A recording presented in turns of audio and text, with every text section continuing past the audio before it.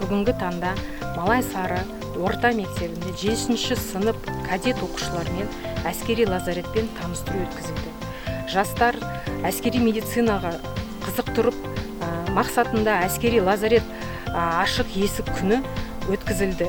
Негізгі мақсатымыз алғашқы медициналық көмекті қалай көрсету, бізге қалай маман дәрігеріміз бар, қандай, және медициналық құрыл жабдықтарды жөнінде қысқаша түсіндірме жұмыстары жүргізілді.